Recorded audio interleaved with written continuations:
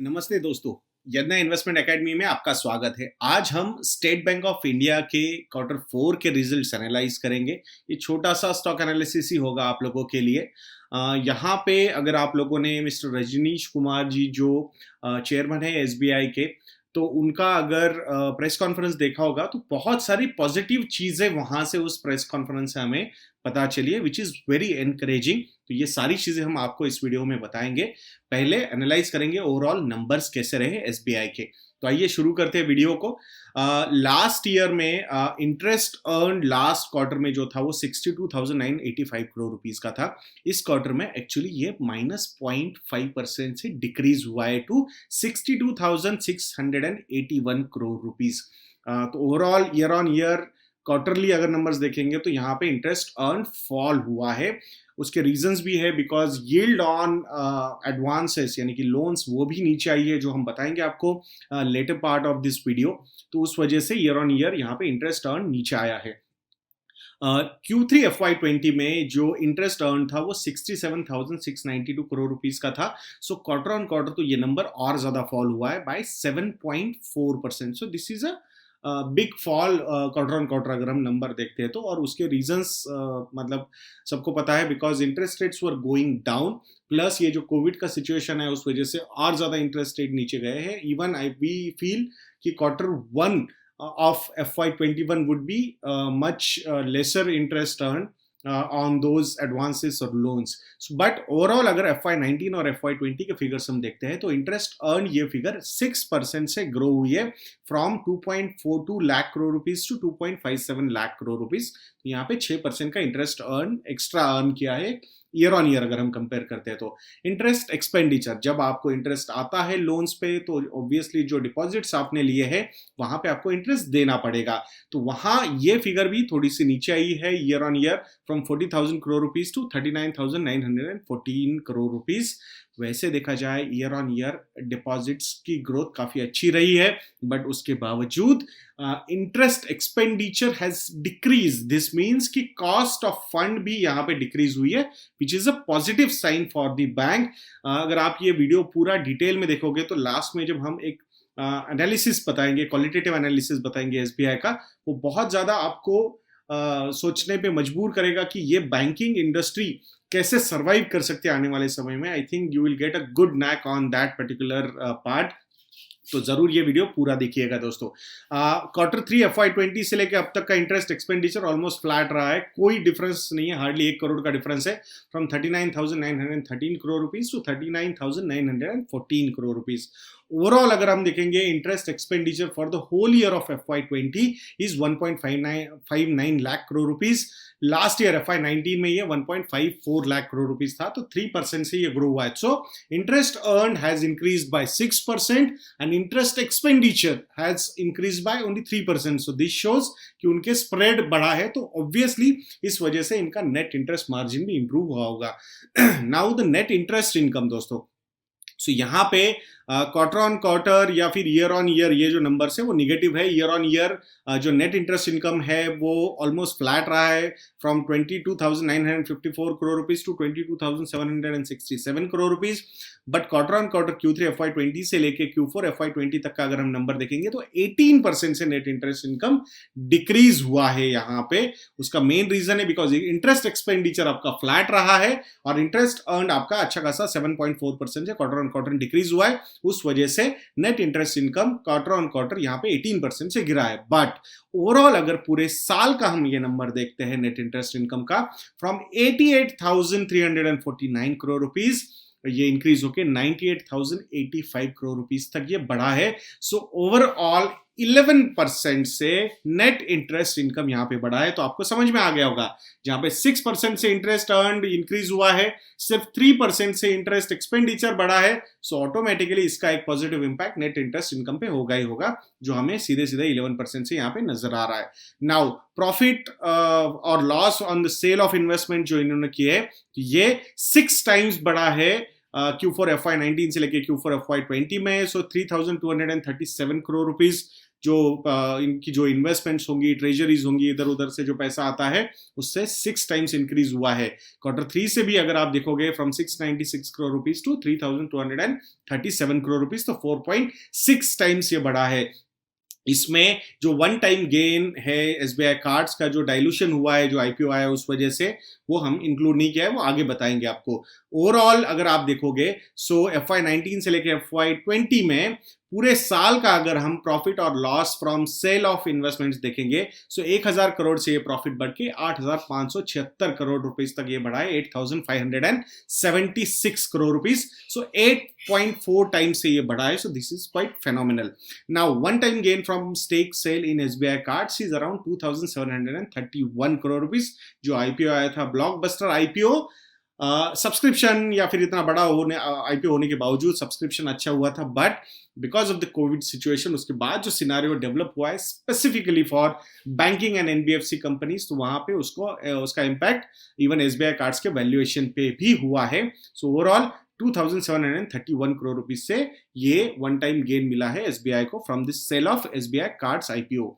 Now non interest income अगर हम देखेंगे टोटल, तो क्वार्टर ऑन क्वार्टर या फिर ईयर ऑन ईयर ये नंबर काफी बढ़िया तरीके से बढ़ा है। ईयर ऑन ईयर ये नंबर फ्रॉम 12,885 करोड़ रुपीज से बढ़ के 16,077 करोड़ रुपीज हुआ है, 26.7% से ये बढ़ा है। अगर Q3 FY20 से लेकर Q4 FY20 तक हम देखेंगे so from 9,000 crore rupees to 16,000 crore rupees, so 76.6% से ये overall non interest income increase हुआ है। So this is not a core business of the bank.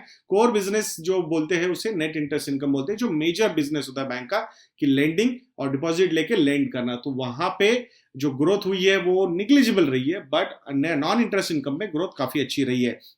Even year on year भी हम देखेंगे सो फ्रॉम 36,775 करोड़ रुपीज से ये नॉन इंटरेस्ट इनकम बढ़ के हुआ है 45,221 करोड़ रुपीज। सो 23% से ये बढ़ा है। So now the operating income, जब आप नेट इंटरेस्ट इनकम और बाकी के गेन्स, नॉन इंटरेस्ट इनकम सब ऐड करोगे तो आपके पास एक फिगर आएगी और वो है operating income, and that is 38,844 crore rupees.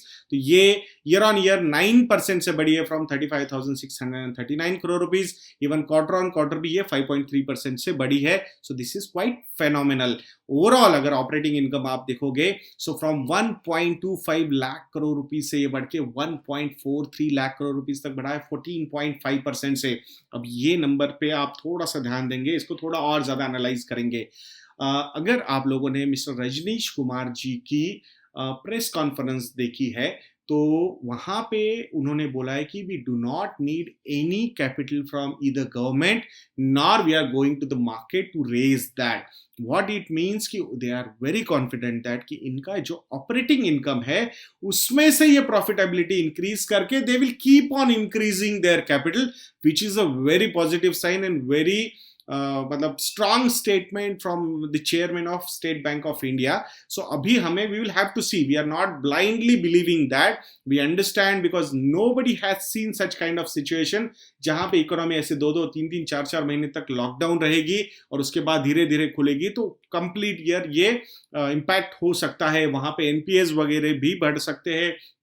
जिस तरीके से आप लोगों ने देखा होगा जो सुप्रीम कोर्ट में लिटिगेशंस फाइल हो रहे हैं कि भाई ये इंटरेस्ट वेव क्यों नहीं हो सकता ये फेज में, तो फिर इंटरेस्ट वेव होगा तो डिपॉजिटर्स को तो इंटरेस्ट देना पड़ेगा, बट लोन्स पे आप इंटरेस्ट नहीं दोगे तो ultimately who is going to bear that particular cost. तो ये सारी चीजें हमें देखनी होगी।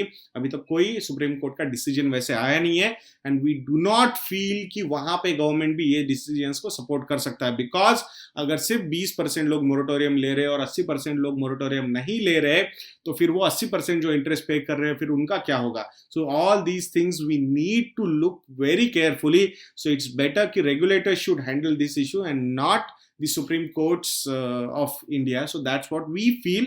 Let us see क्या होता है आगे जाके, but ये most important statement है कि they do not seek any capital from the government of India, so which is very positive. आप समझ सकते हो ये साइज क्या है ऑपरेटिंग इनकम का, 1.43 लाख करोड़ रुपीज। मतलब अगर 1-2 साल भी एनपीएस अगर कंट्रोल हो गए, इनसे कोई नए एनपीएस एटलीस्ट क्रिएट ना हो, कोई खराब चीज़ें जिस तरीके से हमने देखी है कि जो पुराने लोन्स दिए गए थे उसमें बहुत सारे एनपीएस के प्रॉब्लम्स आ गए, फिर ये आईबीसी वगैरह आके चीज़ें थोड़ी सी सॉल्व होती हुई नजर आई, बट फिर भी एनपीए का प्रॉब्लम अभी भी बैंक्स पे बहुत ज़्यादा हेवी है। ऊपर से कोविड का सिचुएशन आया है, सो अगर 1-2 साल भी अच्छे से हो गया, मतलब मैनेज हो गई इनकी बुक्स, तो I think profitability will be phenomenal. आप जस्ट इमेजिन करो कि क्या बैलेंस शीट की साइज होगी जो हम आपको बताएंगे, वहां से अगर प्रॉफिटेबिलिटी अगर वो इम्प्रूव कर पाए और ज्यादा, I think that is going to be the biggest thing for this particular bank. We do not know whether it will happen or not.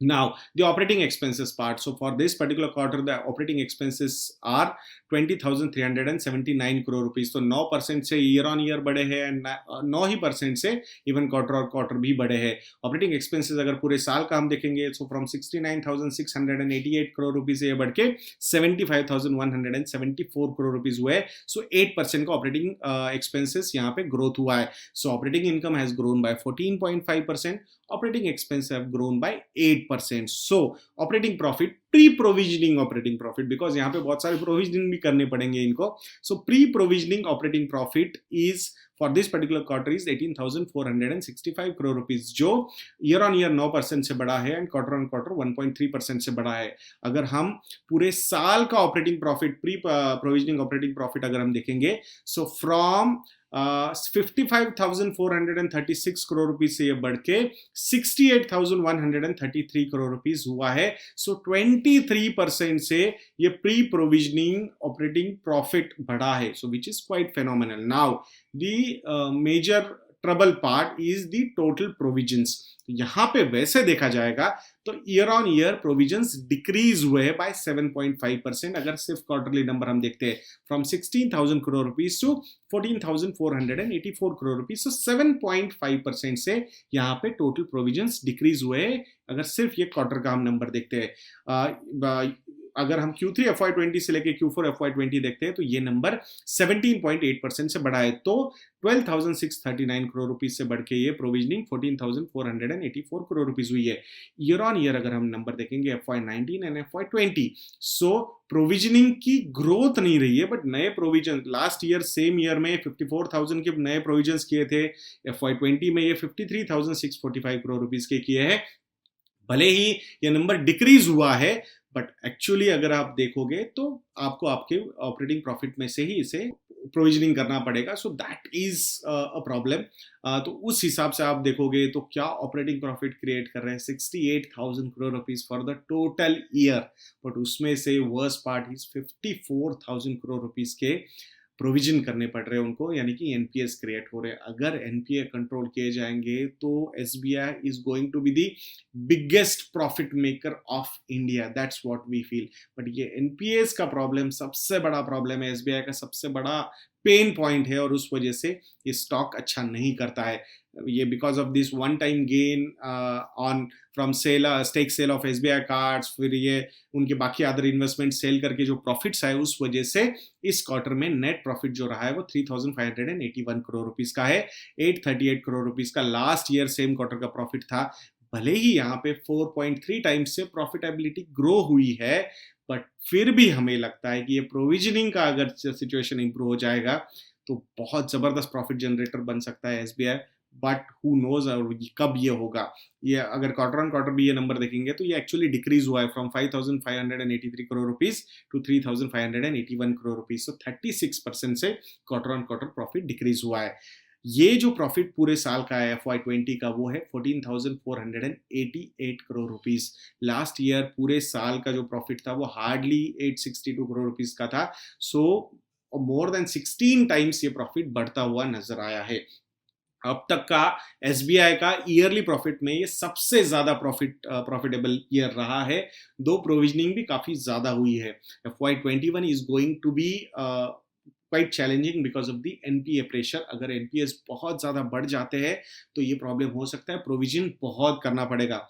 इनके पास ऑपरेटिंग इनकम बहुत बड़ा है, तो प्रोविजन करने में ज्यादा प्रॉब्लम होना नहीं चाहिए, बट फिर भी अगर ये कंट्रोल हो जाएगा तो this is going to be the biggest beneficiary ये हो सकता है। अगर कंट्रोल हो जाएंगी चीज़ें। तो नाउ थोड़ा सा और रेशियोज को अगर एनालाइज करेंगे तो नेट इंटरेस्ट इनकम जो है वो दोनों quarter on quarter and year on year decrease हुआ है। सो ईयर ऑन ईयर ये 3.02% से 2.94% तक नीचे आया है।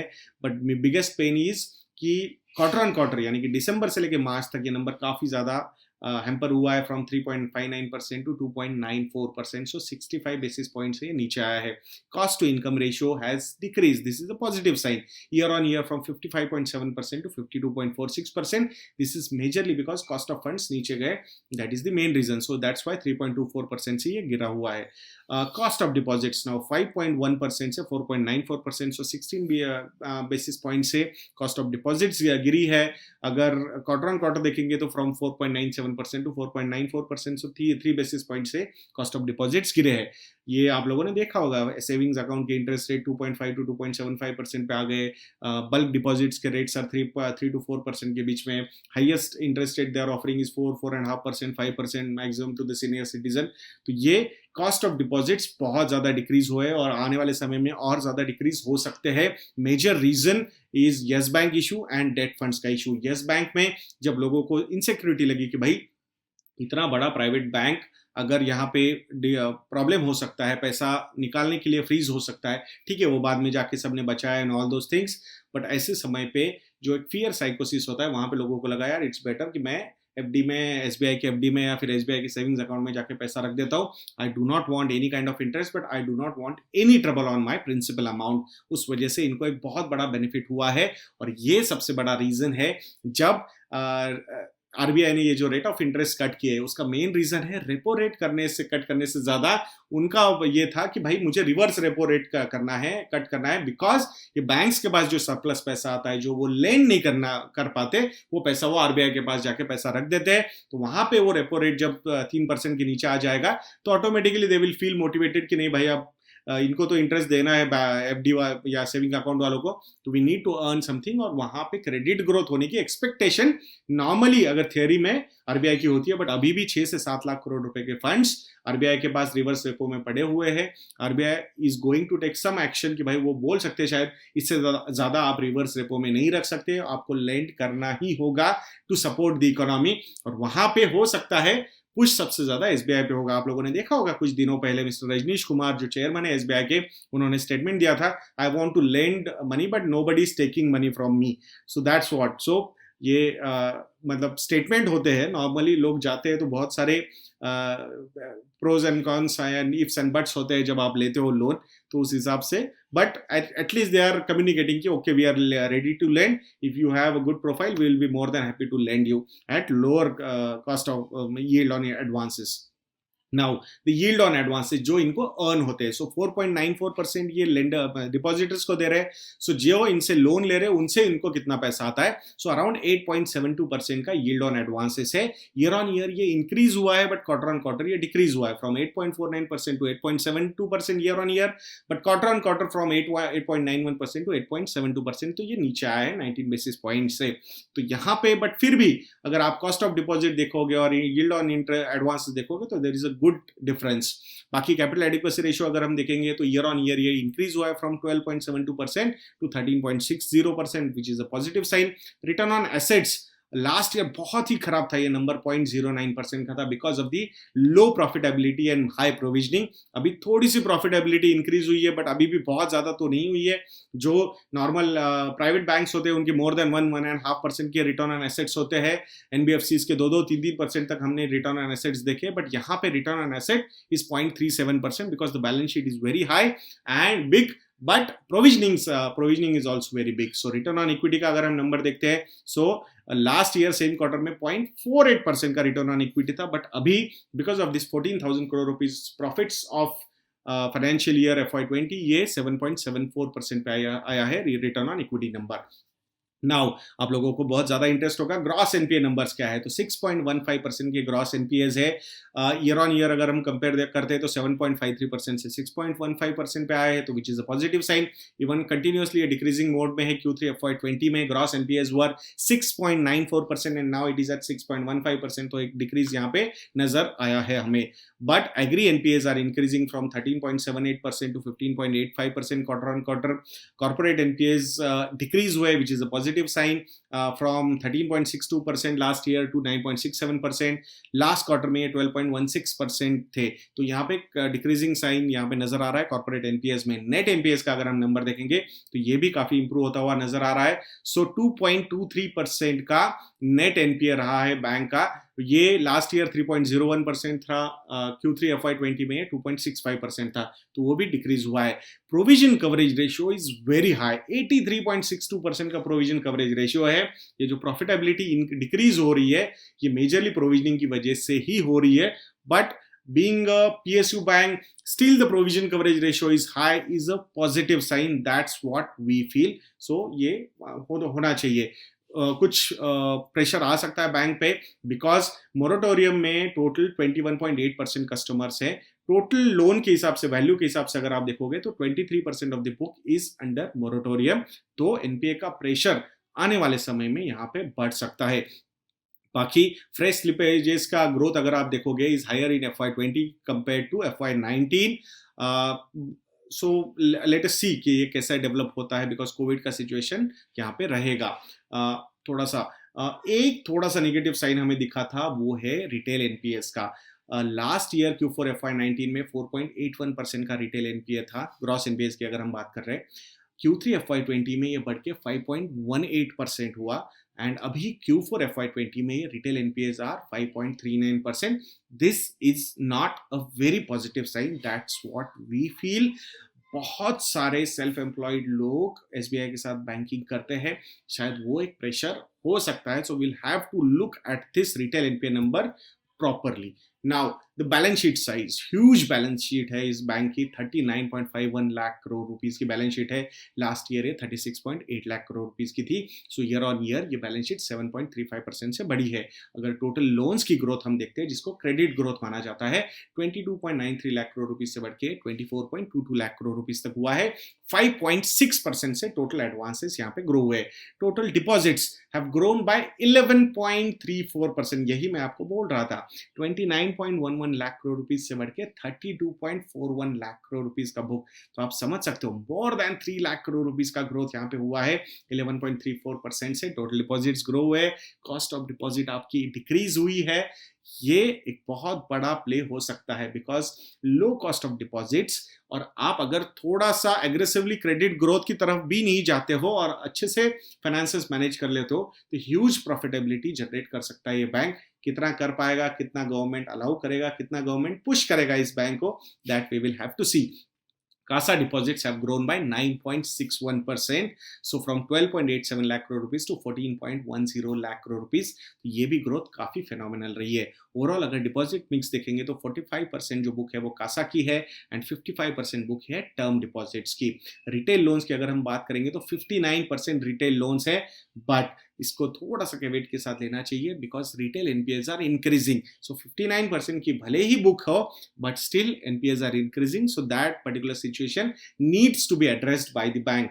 41% are the total wholesale loans, corporate loans, तो वहां पे एनपीए नंबर नीचे आता हुआ नजर आ रहा है, that is a positive side. Overall personal retail 36% है, एग्री 10% है, एसएमई 13% है एंड 41% लोन बुक जो है वो कॉर्पोरेट्स की है। तो ओवरऑल ये स्ट्रक्चर लोन बुक का है बैंक का। यहाँ पे जो ग्रोथ रही है FY19 से FY20 में, तो पर्सनल रिटेल लोन 15.4% से बढ़े हैं। Agri loans have grown by 2%, SME loans have actually decreased by 7.3%, corporate loans भी डिक्रीज हुए बाय 1%। टोटल डोमेस्टिक लोन्स की अगर हम बात करेंगे तो 3.75% से ग्रो हुए हैं। फॉरेन ऑफिसेस के जो लोन्स है वो 18% से ग्रो हुए हैं। Overall total advances have grown by 5.6% from 22.93 lakh crore rupees to 24.22 lakh crore rupees. Now इसकी सब्सिडरीज के बारे में थोड़ा सा बात करेंगे आप लोगों के साथ।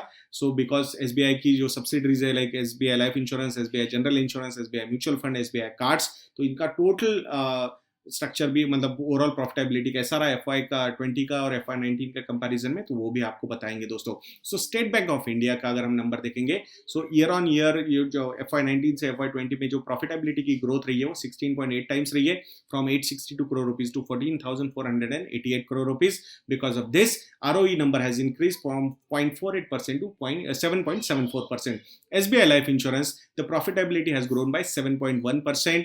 Year on year, and ROE का जो नंबर है वो एक्चुअली थोड़ा सा डिक्रीज हुआ है. इट मीन्स कि कैपिटल थोड़ा सा ज्यादा इन्फ्यूज किया है या री इन्वेस्टमेंट ज्यादा हुई है एसबीआई लाइफ इंश्योरेंस की तरफ से. फ्रॉम 8.81% टू 17.43% का आरओई का नंबर है.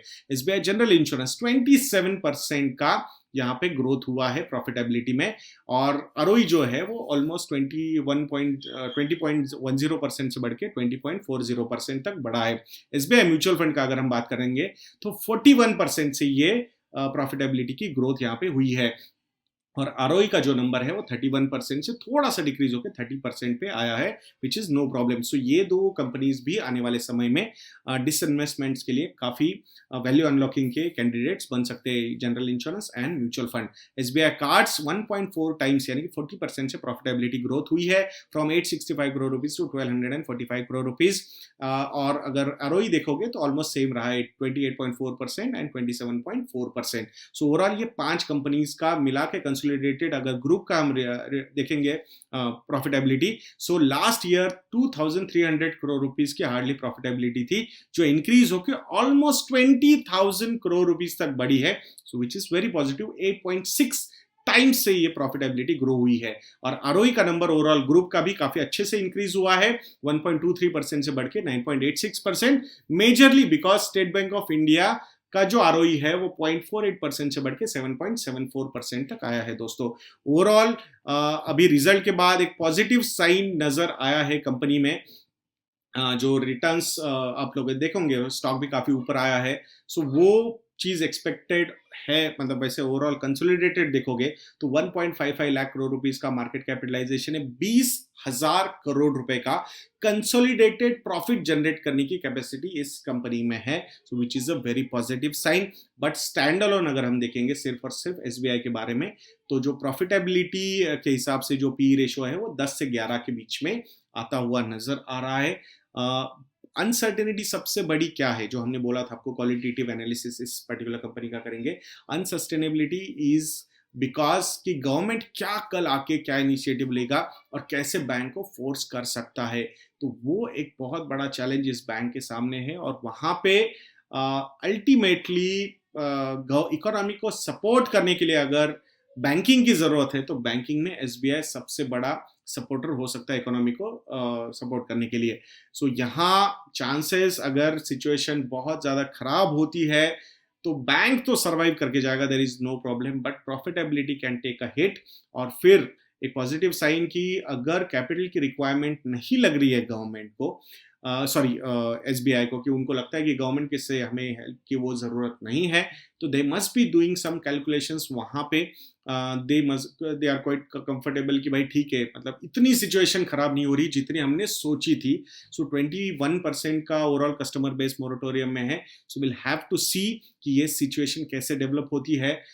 So it is not a buy or sell or hold on this particular stock. Normally we avoid such kind of stocks, and that too in such a difficult scenario जहां पे हमें पता है कि banking को problem होने वाला है और गवर्नमेंट को यहाँ पे थोड़े से एग्रेसिव कॉल्स लेने होंगे. तो वहां पे वो एग्रेसिव कॉल्स यानी कि लेंडिंग के एग्रेसिव कॉल्स इंप्लीमेंट करने में सबसे आगे रह सकता है एसबीआई.